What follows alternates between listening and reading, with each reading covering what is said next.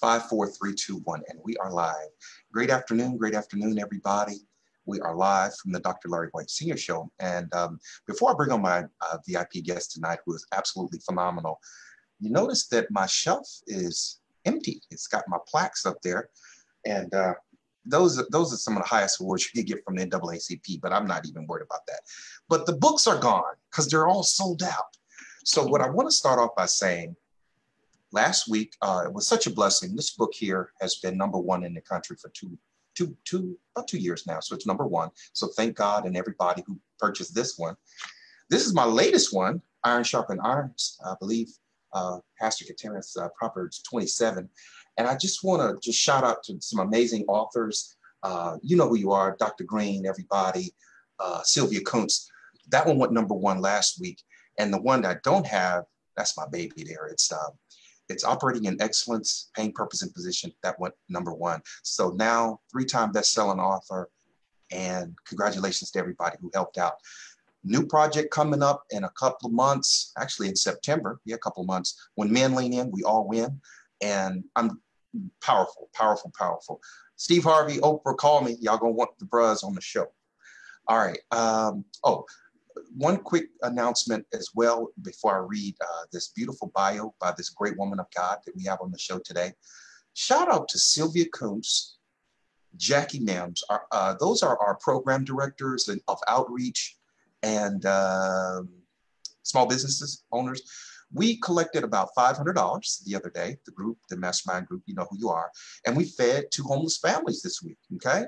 So I asked me a question talking about, what are you doing during the pandemic? Well, I wrote 2 books. I didn't know what to do with myself last week, so I called the team together, and we were being a blessing to other people, and we fed 2 homeless families. So shout out to Sylvia Kuntz and Jackie Mims for organizing that for us. All right, so without further ado, I would like to read a brief bio of my special VIP guest today, Dr. Wilson. So y'all, I'm apologize ahead of time. I might call her pastor, I might call her doctor, but she is all that. In 2008, Reverend Dr. Tamara England Wilson is the pastor of the New Season New Day Church and Ministries in Baltimore, Maryland. She was licensed and ordained by the Enon Baptist Church in Baltimore, Maryland, where she served for several years as an assistant minister. She holds a bachelor's of arts degree in speech and hearing sciences from the University of Maryland and pursued graduate studies in speech and language pathology at Loyola College. She has also earned a master's of arts degree in theology from St. Mary's Seminary and University, and a doctorate of ministry degree from United Theological Seminary in Trotwood, Ohio. Wow, she's decorated, amen. Dr. Wilson has a passion for empowering women and helping them to achieve their God-ordained best. She is the author of The Journey to Self. Who knows what a woman can be when she is free to be herself? I like that. A newly published 9 weeks to discovering, becoming, and being you. And in 2008, founded Journey Ministries Incorporated as a way to encourage and empower women to discover and embrace their authentic selves in order to pursue their God-given purpose through interactive and informative workshops that also help to forge healthy sisterly relationships. I know my sisters would love that one. Okay, I wanted to go down. Let's see. Above all else, Dr. Wilson is delighted to be married, to Ernest Wilson Jr. and the mother of 2 wonderful young adult daughters, Morgan and Kristen. As a privilege and a treatment to God's mercy and faithfulness, she considers her life to be. For this reason, it is her desire to serve. Amen. Dr. Wilson, I want to welcome you to the show. Oh, thank you for having me today, Dr. White. Absolutely. What an amazing, journey. I deal with a lot of great women of God like yourself that do a lot of work in ministry for women, and you all are getting it. You're doing a wonderful job. That's what inspired me to do my men's collaboration, because men, I always say it, we're the problem in the household. We really need to get it together. man, you can't go out and go golfing all the time like you used to. So let's work together as men. I just love how women really work together. Well, we've been chatting offline, and I want to thank you so much for taking time out of your busy schedule. So tell us, for those who may not know you very well, tell us a little bit about who you are, both personally and professionally. Take it away, Doc. Well, I think you shared a lot with my bio. I am the mother of two adult daughters. I'm the wife of a wonderful, godly Black man. I am a daughter, a sister, aunt, the godmother. Um, that's me personally. Professionally, I started out as a speech pathologist. I worked for Baltimore City Public Schools for a number of years. I pastor New Season, New Day Church Ministries. I'm a community person. I serve as the chair of the Maryland Commission for African American History and Culture. I'm an author, an entrepreneur. I'm just out there trying to do my thing. Absolutely. Uh-oh, I think that might be me. Sorry about that. The fact of the matter is that, when I talked to you offline about the show, we talk about four pillars and you hit all of them: empowerment, inspiration, entrepreneurship, and leadership, which leads me to my next question, Pastor. How did you get started into ministry? Well, to be honest, God kind of slow walked me into ministry. I hear people tell their stories of how God called them into the ministry and they just went running.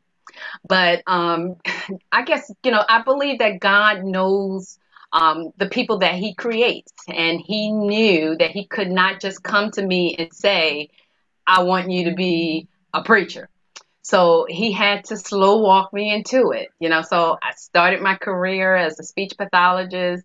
Um, I had a love-hate relationship with it. At the same time, I was working in the church, doing different things. I started out singing in the choir. I've worked in children's ministry, and God put me into leadership roles. And then, bam! Next thing I know, I'm lying there on the altar saying, "No, don't send me. I don't want to do that." And even that, once I agreed reluctantly to preach the gospel, I made a deal with God and was like, okay, I'm gonna just do it from behind the scenes. I'm gonna do some things from back here. And my pastor at the time said, that's fine. You don't have to preach. And again, slow walked me to the altar. And there I was preaching my initial sermon. And the rest is history. I'm just doing it now. Uh, I'm not going to say I'm reluctantly doing it, but I'm doing it by the grace of God every day. Amen. I want to thank you for sharing that story. I'm 51 years of age, and I've heard so many people say, "Oh, you should sell cars. You should be a pastor. You could talk really good." You have to definitely know your calling. I'm glad. I've never heard anybody say it that way, the way you say he slow walked you in there. But I'm definitely, just so blessed to talk with you and that you're, walking in your purpose. So I have to come out and, if you have a virtual. My wife and I, we belong to St. John Baptist Church in Columbia, and we're just so amazed of how they're doing services online, and we get to, tune in on Sundays and hear it virtually. So be glad when the pandemic is over so we can fellowship together. A young man asked me years ago, why do you go to church? I said, well, it's not so much being there physically, but it's the fellowship that you get from the other saints. Excuse me. And sometimes what I was explaining to him is that, Jesus meets you where you are, and it may not always be in the church. But I said, I'm trying to get better. So that's why I go to church to listen to the sermon and also meet people that are struggling with different things so we can share, because sometimes you don't get that in various places. So, sometimes people figure, as you know, Pastor, oh, I was at the club last night and I'm gonna go to church today and they're gonna beat me in the head with as the movie says. It's on one of Oprah's shows, but Greenleaf, they say the Bible bangers. Right. Bible bangers. Exactly. Right, right. All right, let me move on. Thank you so much again, Pastor, for sharing that. That's amazing. I love what you're doing. That's why I had to stay on you to get you on the show. Oh, shout out to Jackie and all of you all are watching. Say hello to Pastor. She's amazing. I Hey. get all these great people every week, Pastor. And then I'm like, let me send her a friend request. She's sharp. All right. Let's go to our next question. Why do you feel community service and community outreach is very important? Well, for me, I have to honestly say I would not be the person that I am without other people who have been involved in community work. Um, I, since I was a child, I had people who were helping me, in the community. I grew up in church, but didn't grow up in church. And so there were people who, in the community, who took me to Sunday school, who insisted that I be a part of Vacation Bible School. There were different programs going on in the community that I was a part of just because I was in the community. And as I've grown in terms of my professional life, I've had people who have mentored me, who have given up their time. And I think about the fact that I grew up in a time where parents told their little Black children that you needed to be a credit to your race. And, I will never forget, my mom saying to me that I needed to be 2 times better than everyone else if I was going to succeed in life. And I taught the same thing to my daughters, that they needed to be better, and then to help somebody else, because we as a people needed to help each other, if we're ever going to get out of the slump or this space that we're in. And so I believe that, I was put on this earth to make a difference. And, it may not be in a grand way, that some others, like, the late John Lewis, who just passed away. But, in my small little way, I should be able to impact the world around me. And so when I wake up each morning, I desire to use my gifts to help others, as well as, help myself to achieve what I believe that God has put me on this earth to do. Absolutely. I couldn't, I agree with you totally. Sometimes I don't compare myself to a Congressman Lewis or a Congressman Cummings or a Reverend Dr. Martin Luther King, but I know I can just do my part while I'm here, and, I'm really proud of you, of just meeting you, and, proud of myself of a lot of the things that I've done in the community. And you and I talked about this offline.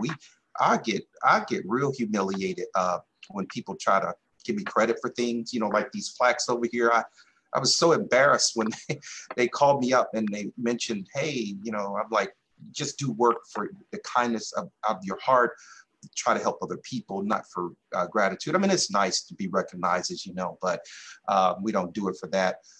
For those who are just joining the show, we are talking with the Reverend Dr. Tamara England Wilson. She's amazing. She's out of Baltimore. She's got so much going on. So we're going to definitely stay connected with her. Next question. So you're a newly published author. A couple things. Tell us what inspired you to write a book, and what's the book about? Well, when you say inspired, let me start from the beginning. Again, God slow walked me into that. As you can see, all of these wonderful books behind me, I'm a bookworm. I grew up in a library. I love to read, but I never really aspired to be an author. But I did a workshop in 2012 on discovering your purpose. And the workshop was phenomenal, but we only got through the first session of the workshop because everyone wanted to talk about this concept of wearing the mask and being your authentic self. And so after that workshop, God led me to write the rest of what the workshop should have been. And so that was the first book. The second book, I guess I could say I was inspired. I wanted to write about authenticity. The book is 9 weeks to discovering and becoming. I'm sorry, 9 weeks to discovering, becoming, and being you. And I find that many people, but women in this context, wear these masks, and we're always trying to be someone who we're supposed to be. Someone has told us that you should be a doctor, as you said, or you should be this, or you should be that. But I believe that each of us were uniquely designed by God to be who He wanted us to be. And so this book is about it's a series of inspirational daily devotional messages that I wrote along with a few of my sister girls, as I call them, because intertwined through the book is about not just being you, but being a support to someone else. And in this case, we're talking about women working together. And so my girlfriends and I got together, we wrote this book, and I believe it's phenomenal, and I believe that it will help other women as well. That's amazing. That's absolutely amazing. Getting a little feedback here. Let me see what's going on here. Make sure I got a lot of devices here. Make sure I don't have a dual twining here. Okay. A couple more questions before we get you out of here, Doc. We're going through a pandemic, as you know, right now. What encouraging words would you give someone who is trying to write a book, start a business, or just having a hard time right now? We've been talking about on previous shows, this is a time to pause, a hard stop for people, but we should definitely come out better on the other side.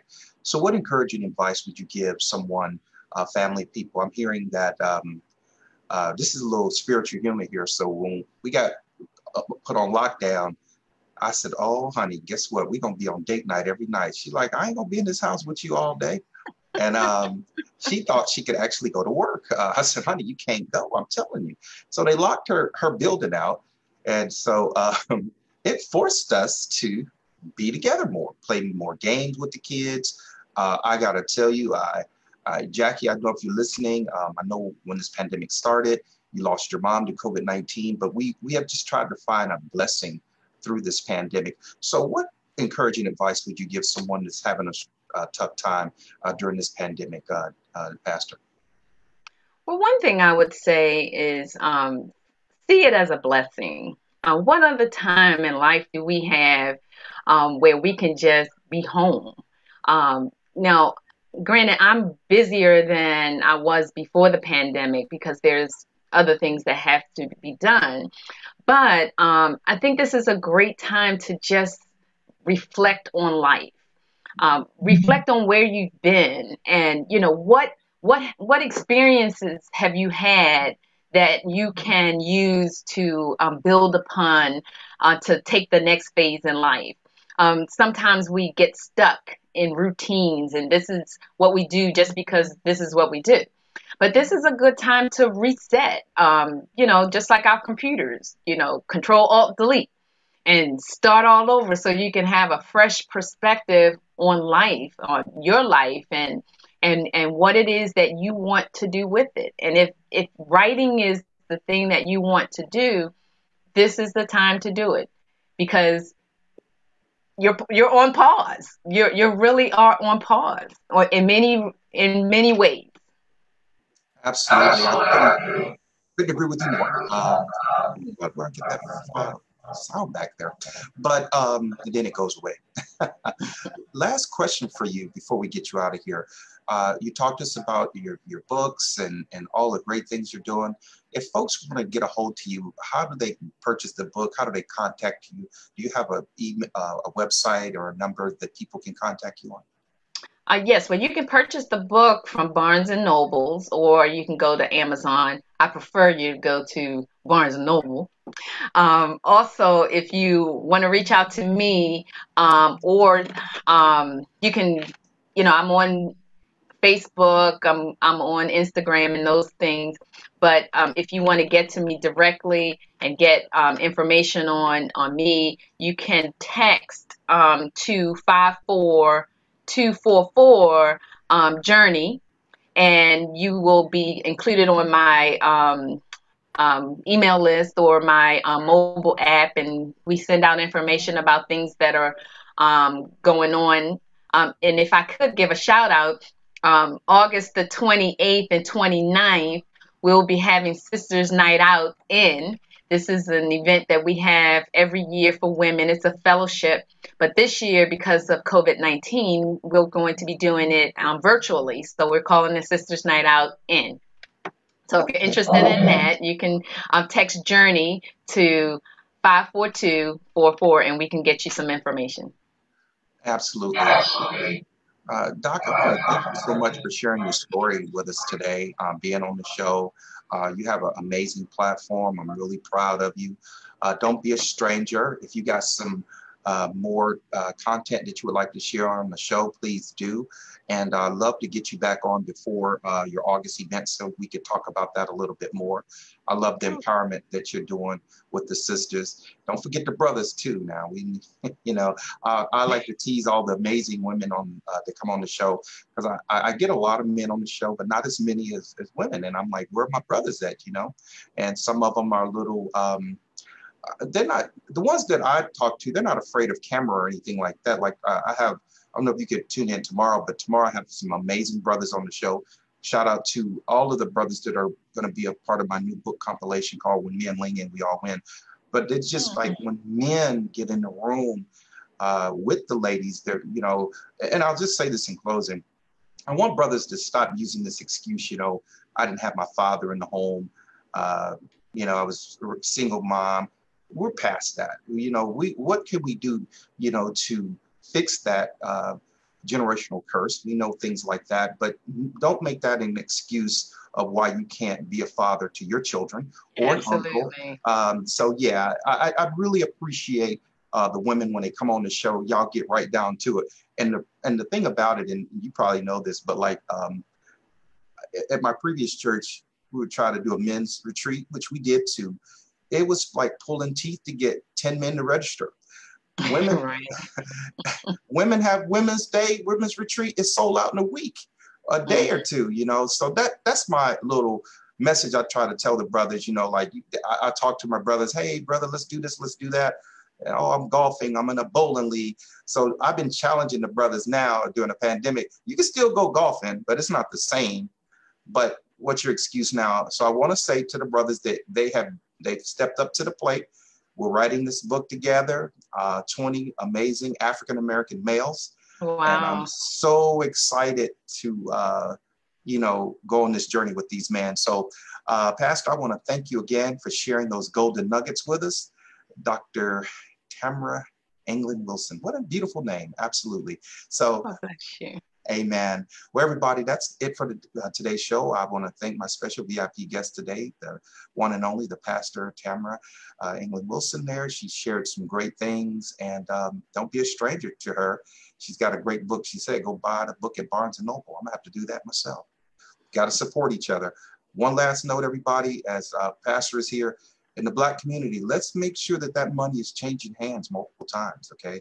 Let's not let it stop in one hand. Let it take your $20, go purchase somebody's book, be a blessing, and then turn around and keep it going, everybody. So that's my time for today. We'll see you tomorrow with the brothers on the show, 10 a.m. Eastern. When men lean in, we all win. Goodbye, everybody. We'll see you. Thank you, Doc. I appreciate you. Thank you. Take care. Bye-bye now.